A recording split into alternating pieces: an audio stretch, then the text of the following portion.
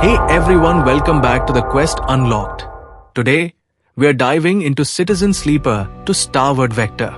If we have ever interacted and discussed video games, you know I'm a huge fan of the first game. It was this intimate, deeply personal narrative wrapped in tabletop RPG mechanics, and it left a lasting impression on me. So, when I heard there was a sequel, I was equal parts excited and nervous. Could it live up to the original? Let's break it down. Citizen Sleeper 2 picks up where the first game left off. But it's not just more of the same. This time, you're not stuck on a single space station. Instead, you're aboard a ship, exploring the Starward Belt, a collection of asteroids, derelict stations, and hidden habitats. It's a bigger, more open world, and that comes with both opportunities and challenges.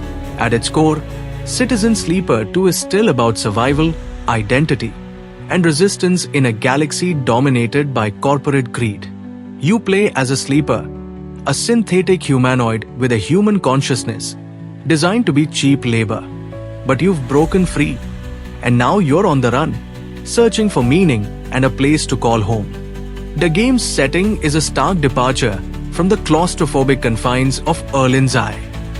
This time, you're exploring a variety of locations, each with its own unique vibe and challenges. The hand-drawn art by Guillaume Singelin is as striking as ever, and the soundtrack by Amos Roddy perfectly captures the game's tone. Where this game truly shines is its storytelling. Every decision you make, from which contracts to take to how you treat your crew, shapes the story in meaningful ways. The characters are another highlight. From Seraphin, your loyal pilot, to Lane, the menacing crime lord hot on your trail, each character feels fully realized. There's even a stray cat in Zero Gravity that becomes a poignant metaphor for identity and belonging. Yes, a cat. In space. It's that kind of game. Now, let's talk gameplay. At the start of each cycle. Basically, a day in the game, you roll a set of dice that determine your actions. These dice can be spent on tasks like working shifts, exploring, or taking on risky contracts. But here's the twist: the new stress system. Push your limits, and you'll accumulate stress, which can break your dice or even give you a permanent glitch die. It's a brilliant way to add tension, but it can also feel overwhelming, especially when combined with managing your energy and supplies. Contracts are another big addition. These are multi-cycle missions that take you to new locations and often involve high-stakes decisions. They're thrilling, but they can also feel like a lot to juggle. Still, if you're a fan of tabletop RPGs, you love the depth and strategy here. So, what's the verdict? Let's break it down. The good.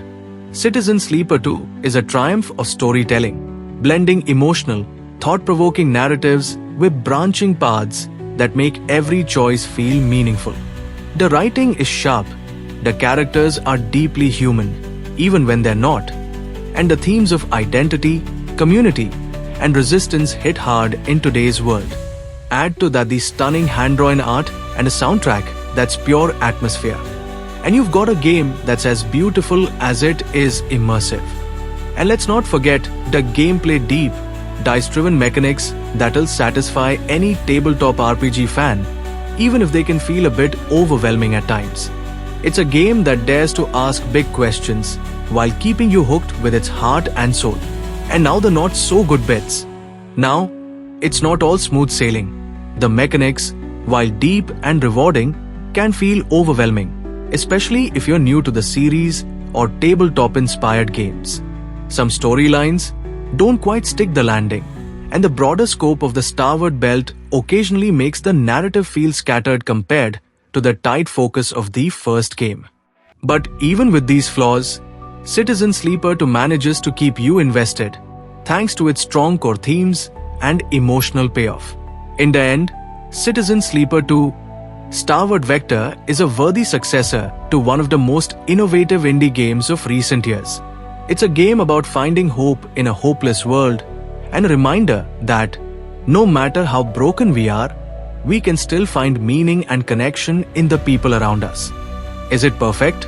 No, but it's a triumph of storytelling and gameplay, and a must-play for fans of narrative-driven RPGs.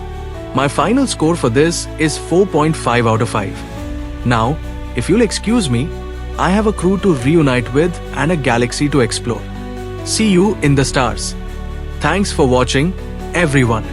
If you enjoyed this review, don't forget to like, subscribe, and hit that notification bell so you don't miss our next adventure. If there are any specific games you want us to check out, comment them below. Until then, keep exploring, keep dreaming, and remember, stars are the limit.